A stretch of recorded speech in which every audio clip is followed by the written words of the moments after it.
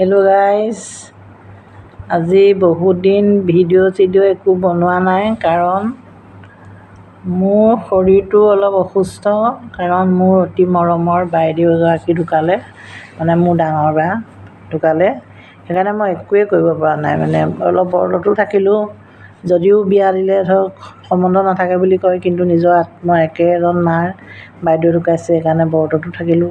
আৰু বিহু বুলি এইবাৰ একোৱেই কৰা নহ'লে, কোৱা নহ'লে বা একোৱেই আমি হেৰি নকৰিলোঁ। গতিকে আপোনালোকক অতি সাদৰেৰে জনাইছোঁ যে এইবাৰ বিহুত বহাগক লৈ মই এষাৰো কথা ক'বলৈ নাপালোঁ, আৰু মনত একো ফূৰ্তি নাথাকিলে মানুহে একো কৰিব নোৱাৰে। সেইকাৰণে আজি মই শেহতীয়াকৈ হ'লেও বহাগৰ বিহুৰ দিনাখনত সকলোকে ৰঙালী বিহুৰ শুভেচ্ছা জনোৱাৰ লগতে বহাগৰ বিহুৰ কথা এটা ক'ম যে বহাগ আহিলে গছে পাতে নতুন ৰূপ লয়, প্ৰকৃতিয়ে নতুন ৰূপ ধাৰণা কৰে। গতিকে বহাগ মাথো এটা ঋতু নহয়, এটা মাহ নহয়। বহাগৰ কথা কৈ আমি শেষ কৰিব নোৱাৰোঁ। বহাগ হোৱাৰ লগে লগে অসমৰ চুকে কাণে ঢোল পেঁপা বাদ্যযন্ত্ৰবিলাক বাজি উঠে, আৰু ৰাইজৰ মানে সকলো মানুহৰ উৎসাহ উল্লাস বাঢ়ি যায়, আৰু গাটো সাতখন আঠখন কৰে। কাৰণ অসমীয়া তেজৰ লগত বহাগ বিহুৰ সম্পৰ্ক আছে। গতিকে এই বিহু অনুষ্ঠানবিলাকত মই চাবলৈ যোৱা নাই, কিন্তু মনটো ভাল নহয় কাৰণে। বিহুৰ অনুষ্ঠানবিলাক উপভোগ কৰিবলৈ মন যায়। মই বিহু ভাল পাওঁ, মই বিশেষকৈ গান বহুত ভাল পাওঁ। মই নিজেও আগতে গান গাইছিলোঁ, এতিয়াও ক'ৰবাত এটা দুটা গান গাওঁ, কিন্তু আগতে স্কুল কলেজত পঢ়ি থাকোঁতে গান গাইছিলোঁ। সেইটো গানৰ হেৰিটো মোৰ মনত সদায় থাকে আৰু থাকিবই। বুঢ়া একেবাৰে 60-70 বছৰ বয়সলৈকে থাকিব, যিমান দিন জীয়াই থাকোঁ পৃথিৱীত। সেইকাৰণে আজি আপোনালোকক শুনাবৰ কাৰণে এটা সৰু গানৰ কলি আপোনালোকৰ আগত দাঙি ধৰিছোঁ।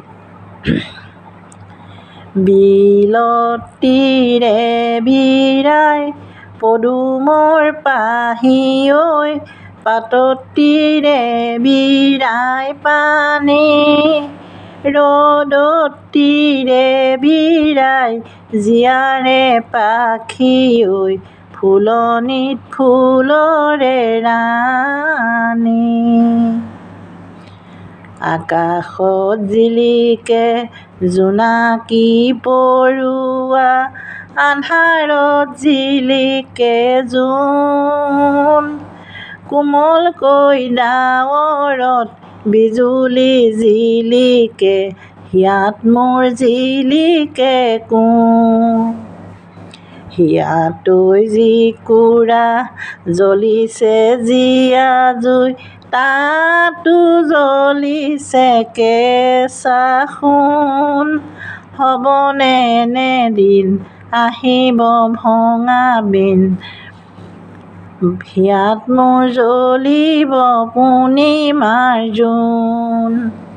বিলতীৰে বিৰাই পদুমৰ পাহি ঐ, পাততীৰে বিৰাই পানী, ৰ'দতীৰে বিৰাই জীয়াৰে পাখি ঐ, ফুলনিত ফুলৰে ৰাণী।